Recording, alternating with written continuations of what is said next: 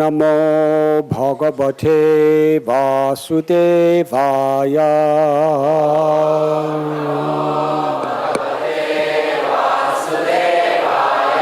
Reading from Srimad Bhagavatam, Canto 9, Chapter 18. King Yayati regains his youth. Text 3 through 5.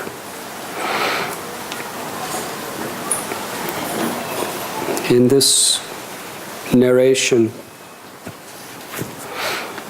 Shukadeva Goswami is sharing with Parikshit Maharaj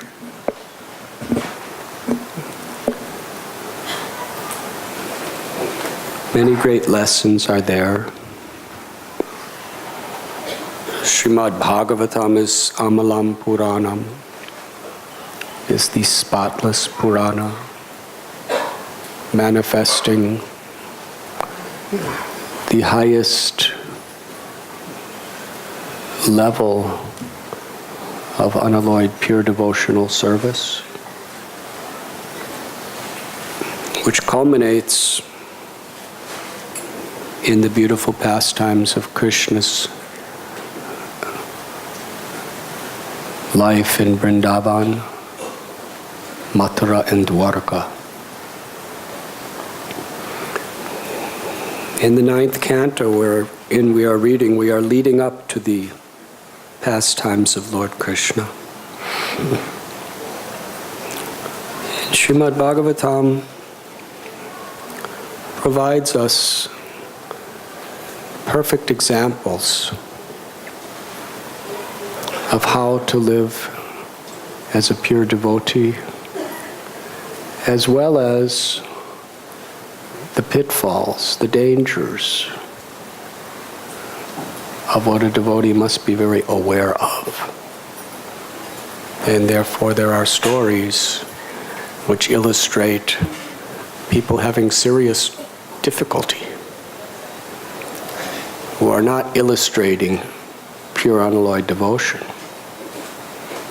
Prahlad was a Mahabhagavat in the womb of his mother and throughout every phase of his life. Sukadeva Goswami, Ambarish, Dhruva Maharaj became a Mahabhagavat at the age of 5. But there are other stories which show us how the twists and the turns of destiny can implicate and complicate our lives. But the conclusion of all these stories is always to bring us to the highest lessons. Just like we read about Maharaj Bharat in the 5th canto. He was a very, very great devotee and king, but due to somehow or other becoming trapped by destiny, there was a great impediment in his spiritual life. He went to the Himalayas for the purpose of self-realization. Bharat Maharaj gave up his kingdom, his everything, only for that purpose. He had no ulterior motives. But the nature of the world is such. There was a lion chasing a deer, and the deer frantically jumped across the Gandaki River. And there, the lion roared, and the deer became so afraid she had a miscarriage, and the little baby came out of her and fell into the river. And the mother deer couldn't swim. She was on the other side. She died. She couldn't tolerate seeing her child in this state. And obviously, infant children, even humans, what to speak of deers, who are born just seconds before, they don't know swimming. So this deer was in this very fast rushing current of a Himalayan river. And naturally, out of compassion, Bharat picked up the deer, saved its life. But then, he was the only person in the forest who's going to, now that he saved the deer, he couldn't just leave it to die. He had to take care of it. He had to be that helpless deer who was totally dependent on someone. He had to be the mother, the father, the everything. He didn't mean it that way. Somehow or other it happened. The nature of destiny in the world. And in the process of taking care of the deer, he became very attached to the deer. And gradually it became a very material attachment. There's a very subtle and fine line of demarcation between material and spiritual. And Srimad Bhagavatam teaches us the very subtleties which are crucial to know if we want to make true spiritual advancement.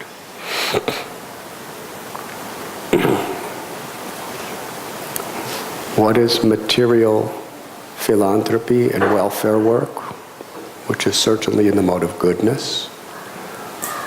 And what is transcendental devotional service, which is above the modes of nature? The Srimad Bhagavatam teaches us we have to come to the mode of goodness before we could transcend the modes. And many of the Vedic literatures are specifically meant to somehow or other get people to rise through the modes of ignorance and passion and bring them to mode of goodness, specifically so that eventually they can transcend the modes of nature, which is the whole purpose of all the Vedas. Vedaishcha sarvar aham eva vedyo, Vedanta kurid veda vedeva chaham. Krishna says, by all the Vedas, I am to be known. Sarva dharman parityasya, mamekam sharanam. Abandon all these dharmas of the Vedas and just surrender to me. And Krishna also tells in Gita that the Vedic literatures are filled with flowery words to improve the quality of one's life and material existence. Give them up. Be established in the self. Traigunya Vishaya Veda Nistraigunya Bhavarjana. They mainly deal with the three modes of nature. So yes, it is crucial that we bring people to the mode of goodness. These four regulative principles, no illicit sex, no intoxication, no gambling, and no meat eating, are not spiritual in and of themselves. They help to bring us to the mode of goodness. And in that mode of goodness, when we chant the holy names of Krishna and render devotional service to Krishna, we transcend material existence.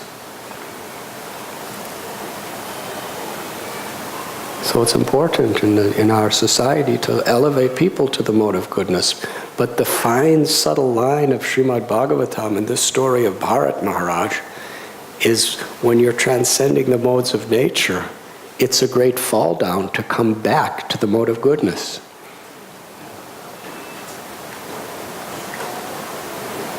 And forget the transcendental loving service between the eternal soul and Bhagavan, or God.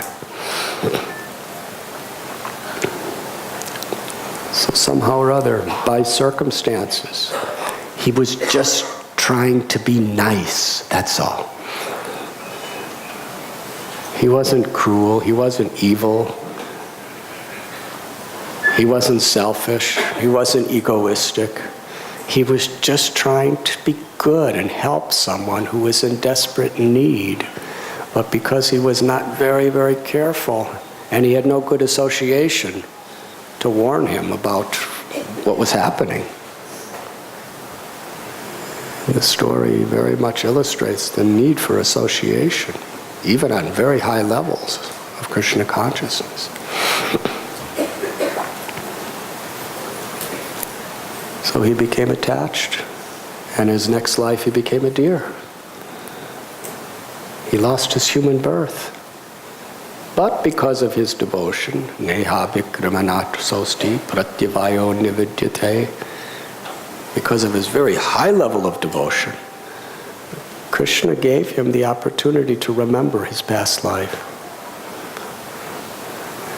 Can you imagine walking around the forest as a deer, knowing that you were a king, knowing that you were this far from pure love of God and ecstatic perfection of life, and now this is where you are? So the Bhagavatam teaches, even if you make a mistake, you could transform that mistake into something glorious. And Bharat Maharaj, he didn't do anything deers do. Normally, he associated with sadhus.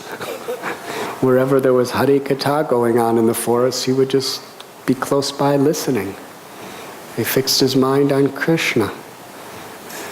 And in his next birth, he became Jad Bharat.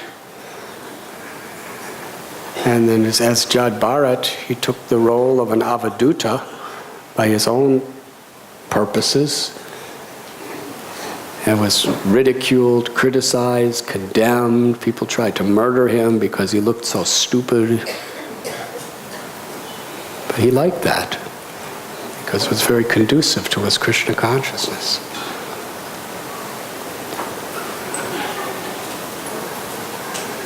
And in the end, he became the guru for the king.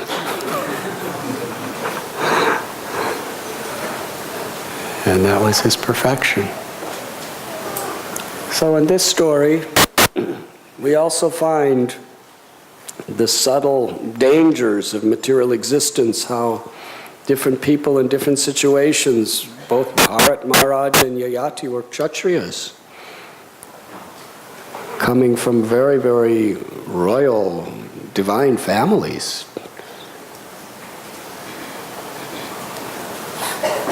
Yayati was in a family that soon after Krishna was going to take birth in. So,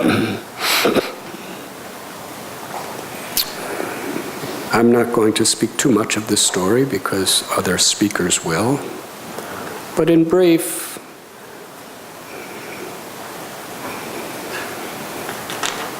Shukracharya, very powerful Brahman, guru for the asuras. But we read in Srimad Bhagavatam, things are not always so black and white. Shukracharya speaks some of the greatest wisdom of the Bhagavatam. And at the same time, he does so many other things. But in any case, he's extremely powerful Brahman. And his daughter Devayani was good friends with Sarmishta, who was the daughter of a king. She was a princess. And they were having so much nice times together. They were roaming through some forest, and there were so many maidservants and other people there and friends, and they went into a lake, and there was lotus flowers and humming bees, and it was beautiful weather. It was just such a nice day to enjoy. And they were splashing each other and laughing and exchanging their hearts' affection for each other. And it was just perfect day for happiness on this material plane. But things could change our happiness in so many ways. Padam padam yad vipadam natesham. There are so many uncertainties. You know, there could have been an earthquake, could have been a tsunami, could have been a rakshasa that came out, could have been a swarm of mosquitoes. So many things could happen at any moment.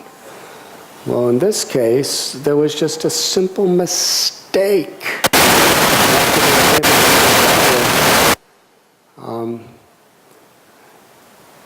Sarmishta, who was a princess, accidentally got her clothes mixed up with Devayani, who was a Brahmin, and she put on Devayani's clothes. Now, does that sound really bad to you?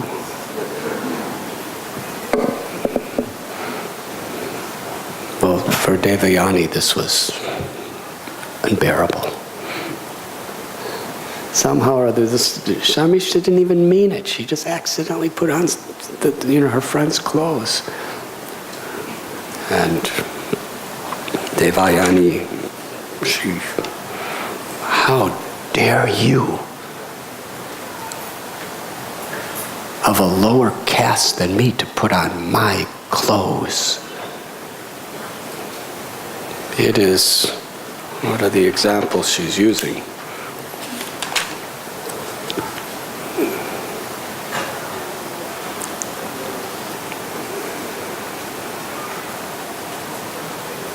Like the dog snatching the butter that's meant to be offered in the sacrifice to Vishnu. It's a pretty big insult. And she went on and on talking about, she just lost control. She became angry. That Brahmins are the heads of society and they are giving the truth, and you Kshatriyas are completely depending upon us, and you have taken the sacred property of Brahman for yourself. She was very harsh. And Sharmishta is a Kshatriya. So she got really angry. And she said, you Brahmins are just a bunch of beggars. You're like useless crows that just hang around our house waiting for us to throw you scraps. And then Sharmishta picked up Devayani and threw her like a scrap into a well. And here's Devayani, she doesn't have any clothes on. And there's no clothes. She's just laying in this well, naked. And Sharmishta went home in a huff.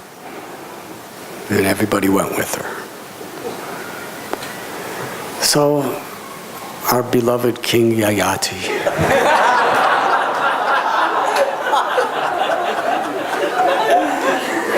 His eldest brother Yati refused the kingdom because he didn't want to be implicated with all material stuff. He wanted to tread the path of self-realization. And then his father, because his father got implicated with another man's wife, he was cursed to become a snake. And all of a sudden, in his prime of his youth, Yayati is the king of the world, just trying to do good. And he's going through the forest, and he gets really thirsty. Destiny is so thorough.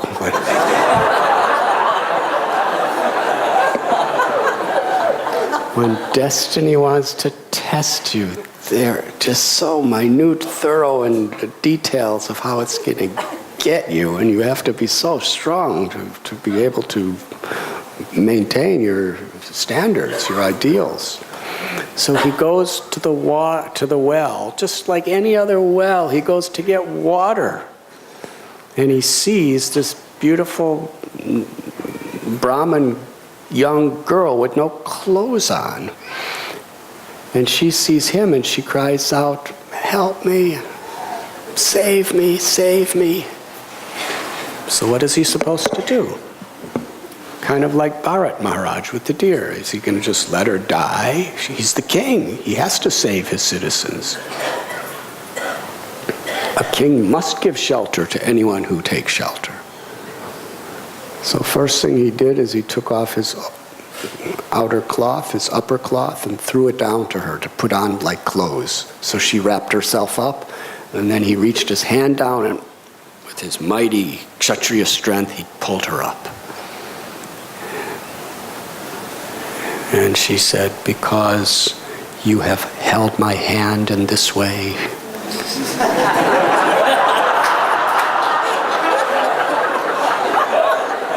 now I accept you to be my husband.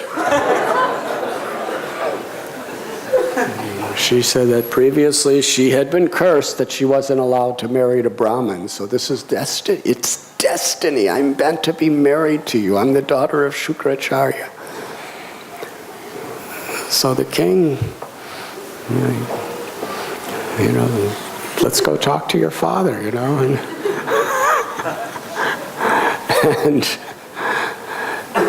Shukracharya gave his blessings. But at the same time, that they were married, Devayani told her father about what Sharmishta did to him. So Shukracharya was very angry, and he went to really chastise Sharmishta's father. And he came raging with anger, how you have defied the integrity of my daughter. And when Sharmishta's father heard about this, he became really afraid. So he came out and fell at Shukracharya's feet and worshipped him very, very nicely. And then Shukracharya said, okay, I forgive you, but now that my daughter Devayani is married to King Ayati, your daughter has to be her slave for the rest of her life. So he said, yes, of course, gladly. She will be her maidservant. So things were going on nicely, and Devayani was pregnant with a child. Things were very happy. But King Ayati, destiny was working in its own mysterious ways on that king. He was trying to do good. And for the rest of the story, you're going to have to hear whoever gives class tomorrow. But Sharmishta was very powerful in her own right. And she took shelter of King Yayati. And he gave her shelter. And what to do? When Shukracharya found out about that, he was so angry that he cursed King Yayati to lose his youth, to be a decrepit old man. Now here he is. One day he's at the peak of his youth, and the next day he's just totally an invalid old man. And he fell at the feet of Shukracharya and begged forgiveness and told him, just give me my youth back and I promise I'll do everything you say and I'll be so good. And Shukracharya said, I can't give you your youth back, but if you could find someone to trade your old age with their youth, then I'll allow that to happen. Now who's going to do that? He went to his eldest son Yadu and said, I want to enjoy my life. Please give me your youth and I'll give you my old age. Because I'm your father, and Dharma is a son must follow the word of the father. Yadu refused. He said, I don't want to be old like this. just because of you, your offenses. So he refused. And then Yadu was the son of Devayani. And then he went to others. His other children, they all refused. And then he went to his youngest son, Puru, who was the son of Sharmishta, and asked him, you take my old age, my invalidity, and I will take your youth. And Puru said, yes, it will be done. I must follow what my father wishes. Now, Puru is glorious because of that sacrifice for his father. The other sons are condemned because they didn't follow the father. But Yadu is the most glorious because he refused for a higher purpose. Yadu knew that he was destined to have Krishna in his family line. The Supreme Personality as Godhead was going to become in the Yadu dynasty. So for the purpose of loving devotional service to Krishna, to facilitate Krishna's appearance, he refused his father. Sarvadharman Purajya. If we violate dharma for our own material purposes, there will be a reaction, a karmic reaction. But if we violate dharma for the highest dharma of Krishna's will, then that is transcendental.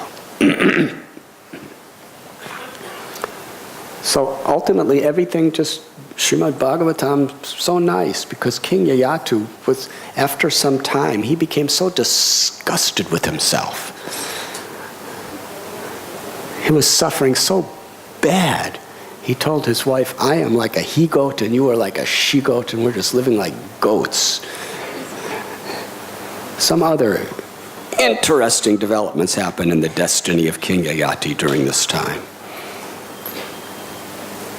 But ultimately, he gave his youth back to Puru, and Puru ruled the world and was a great saint, Rajarishi, and Yayati became a self-realized soul. Through it all, he learned his lessons. And at the same time, Shukadev Goswami, by telling these particular stories, is teaching us so many lessons. Destiny is such that things happen. And in order to be protected, we need really good association, and we need to understand the subtleties of what can bring us up and what can bring us down. But in the end, where there is genuine sincerity, Krishna will use whatever may have been to bring us to his loving service. Srila Prabhupada explained, anybody who comes to this Krishna consciousness movement, Krishna is going to help them go back to Godhead.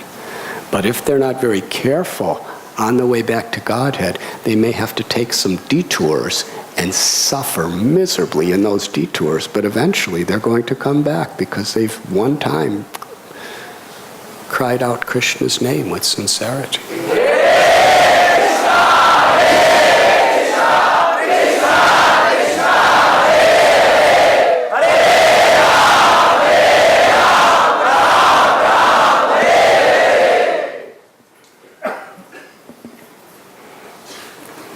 Speaking on the subject of crying out Krishna's name with sincerity and the twists of destiny, I'd like to discuss very briefly the subject of today's holy day that we are commemorating, the appearance day of Srivas Thakur, who is one of the members of the Panchatattva.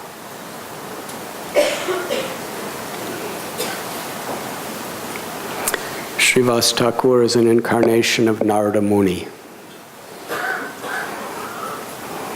who is a central figure in the Ramayana, the Mahabharata, the Srimad Bhagavatam, Puranas. Krishna puts him right at the right place at the right time. We read about Narada Muni telling his past life. He was a maidservant's son. And all the different tests that he went through. By grace, he had the opportunity to serve some great, great saints in the forest, assisting his mother. He served them, he pleased them, he heard from them, and with permission, he got their permission, he ate their Mahaprasad. And a taste for bhakti was so strong in his heart due to that association. Association so powerful. Raghunath Das Goswami was such a powerful person, but just in his very young childhood, he had the association of Thakur Haridas. And even though he was in such extravagant wealth, he was brought up. Just by those few minutes association in Chandpur with Haridas Thakur, Raghunath Das Goswami had this desire to renounce everything in the world like Haridas and just serve the Lord in pure devotional service, and chant the holy names. So this was Narada Muni's feeling. And a little boy, the sages left, and his mother, how destiny works. She went out to milk a cow. There's nothing more pious in the mode of goodness than going out to milk a cow with love and devotion. And while she was out there, she was struck by a poisonous snake and she died. How devotees respond to inevitable circumstances of destiny. Here he is. He's living in a forest. He's a tiny child. There's no other human beings around. His mother was his only shelter. She was a widow. He had no brothers or sisters. He took it as Krishna's mercy because he understood what those sages were talking about. That God has taken away my only material shelter so that I could fully take shelter of Him. And he roamed through the forests looking for God. He went into cities, just trying to understand, where's God? What is God? Why are people the way they are? What is the purpose of life? He roamed through cities and towns and villages and agricultural fields and forests, and ultimately in the dense, thickest, darkest forests where even the sunlight cannot enter the ground, touch the ground in the noontime. Wild animals, snakes. He was roaming, praying, meditating, thinking of Krishna. And it was there that he had the glimpse of Krishna. And then Krishna disappeared. And that separation was so intense, he couldn't live without Krishna. And then Krishna spoke to him. Through your whole life, you are going to be yearning and longing to see me. And because of that, in your next life, you will be Narada Muni. And Narada Muni, he was there for Dhruva Maharaj, he was there for Prahlad Maharaj, he was there to give good instruction to Kamsa. It's everywhere. And that Narada Muni appeared in Lord Chaitanya's Leela as Srivas. He appeared in Srihata, which is today Bangladesh, called Sylhet. And he had 4 brothers. He had Sripati, Srinidhi, Sriram, and Nalina. And these brothers, they had very, very deep and great devotion to Krishna. They moved to Navadvip to be close to the river Ganga. And there, in their house, Srivas was always having kirtan with his brothers. And he became best friends with Advaitacharya. Advaitacharya lived in Shantipur, but he also had a home in Navadvip. And the two of them were so close. Srivas would go to Advaita's house to hear him speak Srimad Bhagavatam. Advaita would come to Srivas's house to do kirtan. And this was their relationship, just hearing and chanting. And seeing the condition of the people in this age of Kali, Sri Advaitacharya was worshipping Shalagram Shila with tulsi leaves and Ganga water, praying to Krishna to appear to deliver all the people of this Kali Yuga. And Srivas, in the same spirit with his brothers, was performing kirtan practically day and night with the prayer for Krishna to appear. Srivas was also very, very close friends with Jagannath Mishra. And his good wife, Malini, was best friends with Sachi Devi. And Lord Gauranga was born due to the prayers of Advaita and the kirtans of Srivas. The Supreme Lord Krishna came to bestow his love upon this world in the form of Lord Gauranga. And Lord Chaitanya, he had his reasons. Very, very, the deepest of all deep subjects. But in his early years, he got everyone to chant the holy names on the night of his birth.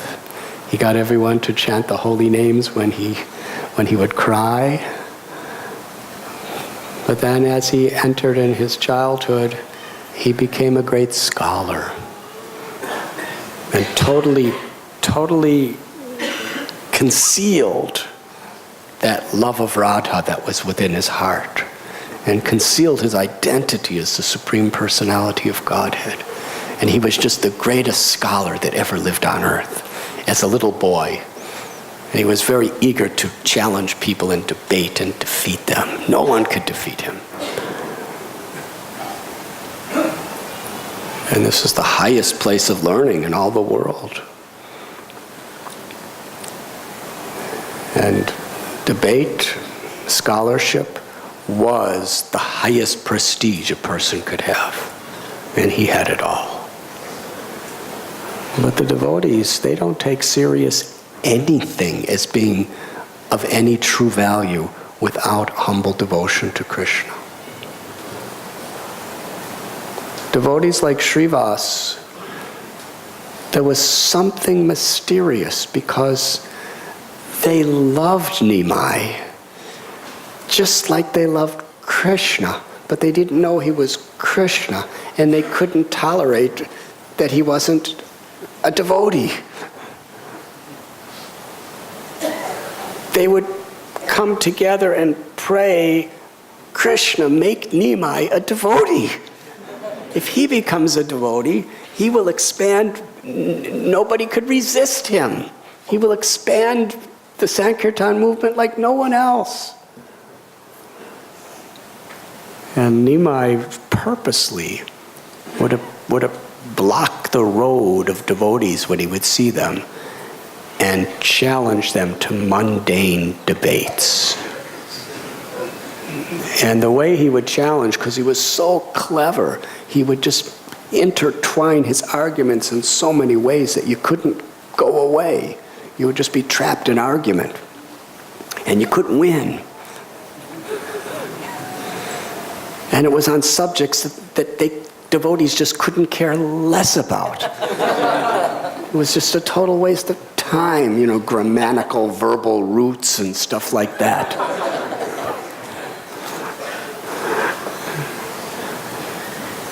And when he would challenge Gadadhar, Gadadhar would think to himself, I have to run away. I just have to run away. But liberation means, to be freed from material existence. And Nimai would say, no, liberation means this. What do you say about that? And then they'd argue, and Gadadhar would just let me go.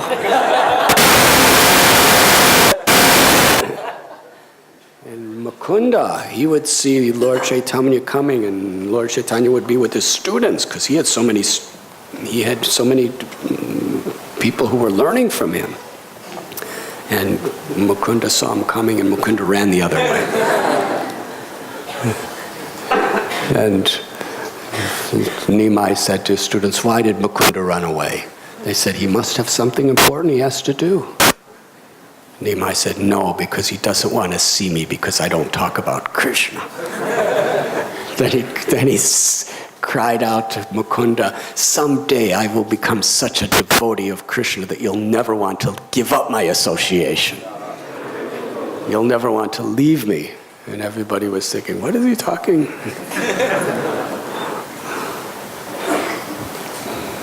But Srivas was almost the age of Lord Chaitanya's father.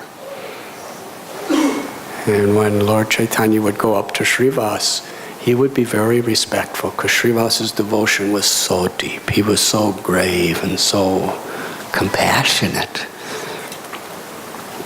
If Lord Chaitanya tried to get into debate with Srivas in any way, Srivas wouldn't say a word. He would just laugh and walk away. Or else, sometimes he would say,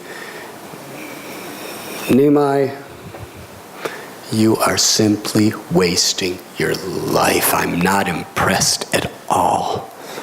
Whatever your knowledge, if it is devoid of devotion to Krishna, it's all just the Maya and illusion of this temporary world. Worship Krishna, do something with your life. And instead of debating with him, Nimai would take the dust from Srivas's feet and put it on his head and said, thank you for blessing me. Someday, because of your blessing and the blessing and prayers of all the devotees, I will be a devotee of Krishna. Lord Chaitanya didn't deal in that way with anyone except Srivas. And after some time, the devotees were praying, Krishna, please make Nimai a devotee. And Nimai he met Ishwara Puri, who was staying at Gopinath Acharya's house, and ultimately went to Gaya. Lord Chaitanya wanted to show, if you want, he was playing the role of a devotee. When you sincerely surrender to a spiritual master in parampara and take that Guru's grace and direction as your life and soul, then love for Krishna comes. So after taking initiation and giving his heart to his Guru, Ishwara Puri, Lord Chaitanya started manifesting the ecstasies of love of God that nobody has ever seen before. He came back to Navadvip. And when people saw him, Sriman Pandit and others, they couldn't believe what they saw. Nimai has become the greatest of all devotees.